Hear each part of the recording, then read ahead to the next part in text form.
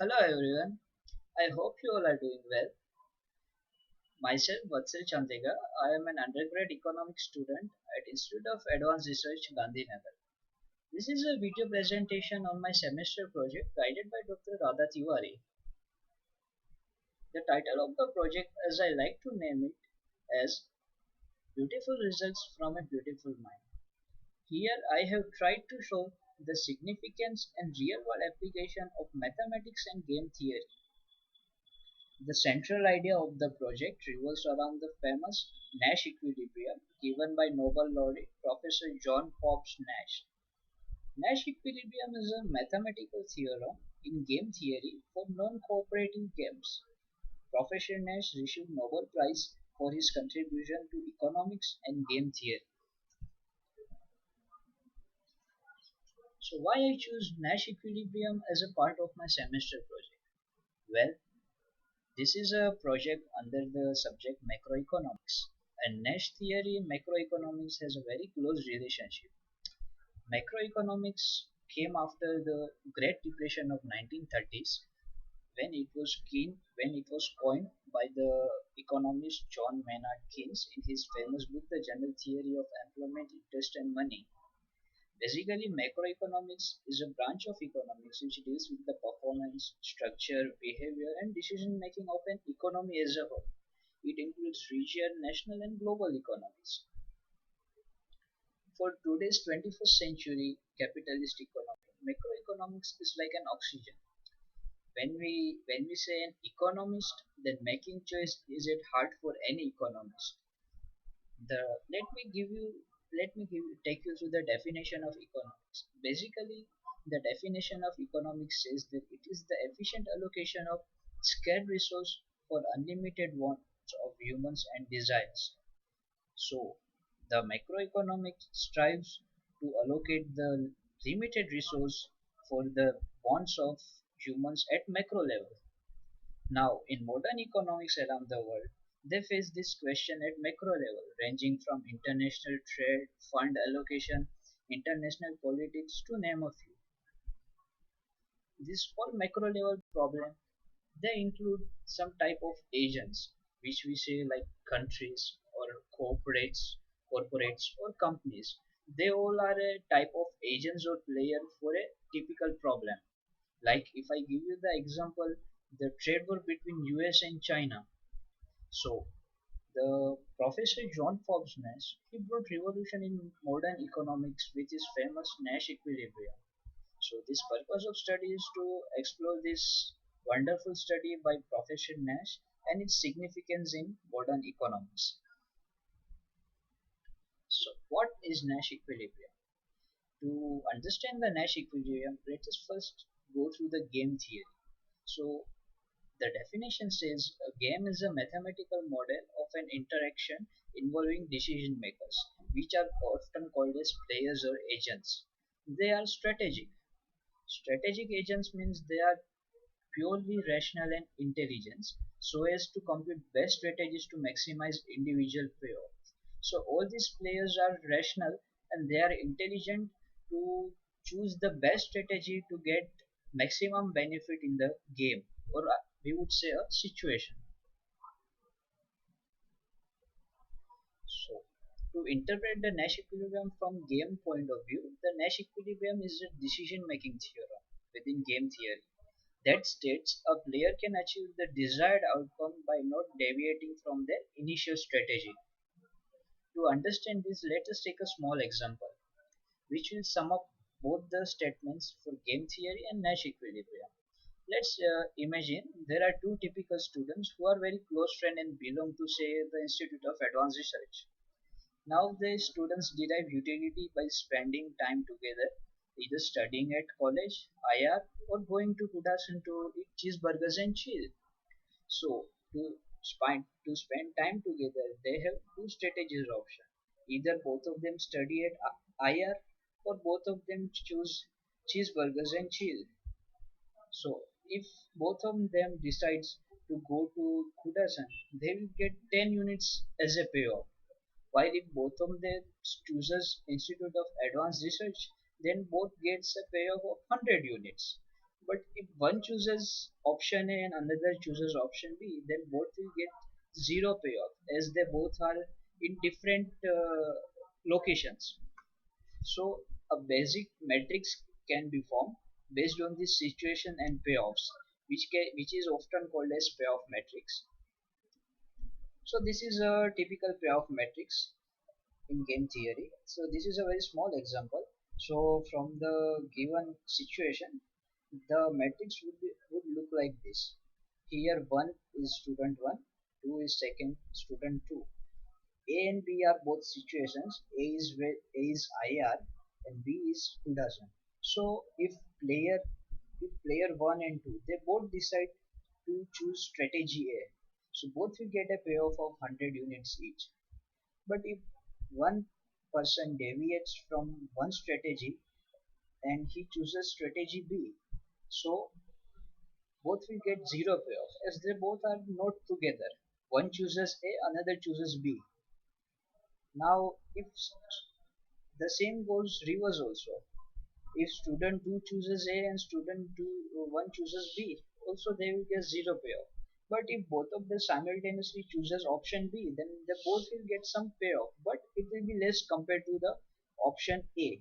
So basically, these are the strategy profiles between two students for this whole game. So let's see, there is one interesting thing in this scenario. There is a Nash equilibrium, a very simple Nash equilibrium in this game. So how we can define that Nash equilibrium?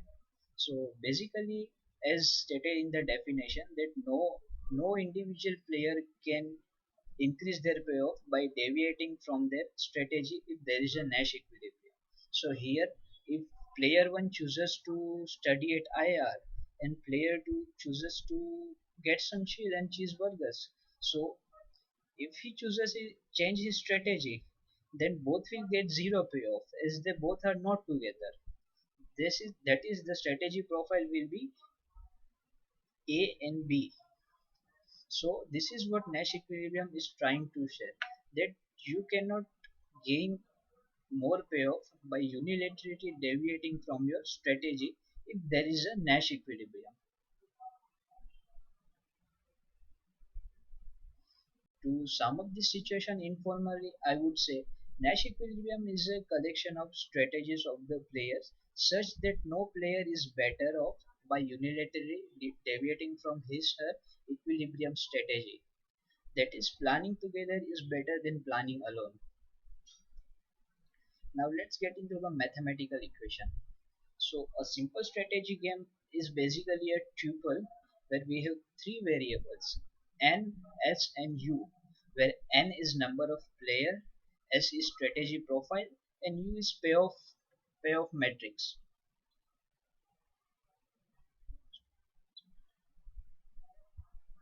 So payoff is often called as utility function. Now to simplify this mathematical form of strategic game, let's take the example of let's take previous example.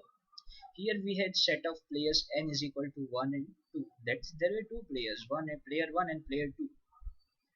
Now the strategy set of the two students will be strategy 1 and strategy 2. That is A and B, either A B, B A C A. So basically a set will contain two strategies.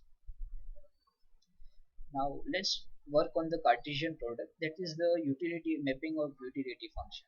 So for u1 means player 1 and player 2. So here if both the player chooses A, then the payoff will be 100. If one chooses A, another chooses B, which we described in previous slide, so it will be 0. The same goes for strategy BA and BB. So for BB the payoff will be 10 as both of them will get less payoff compared to study. The same goes for profile U2. U2 means student 2 and student 1.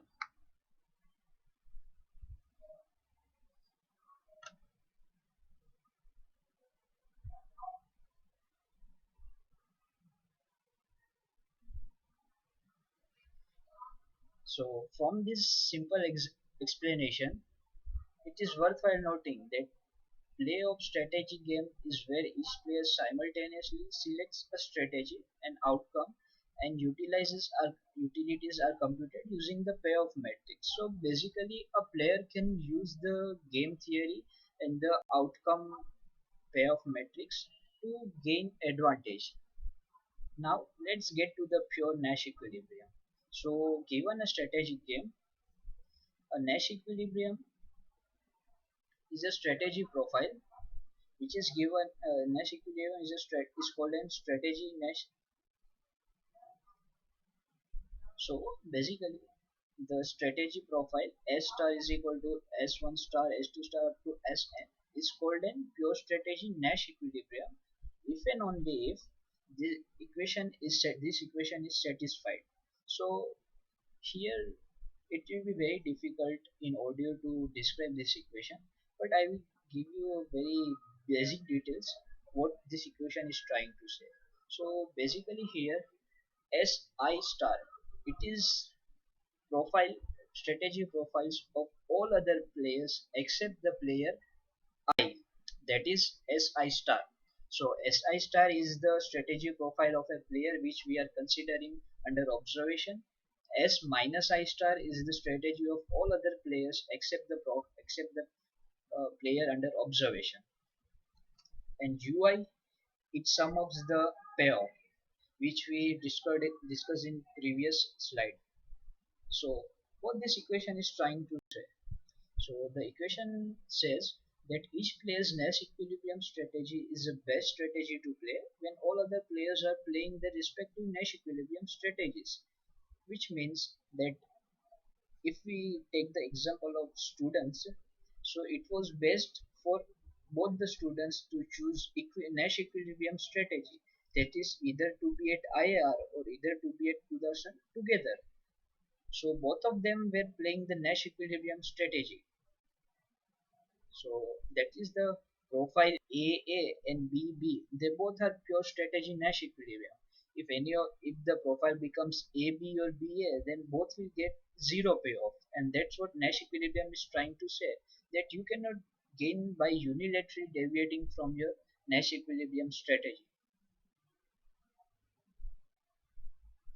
So now, what are the beautiful results from a beautiful mind? That is from the mind of Professor John Forbes Nash.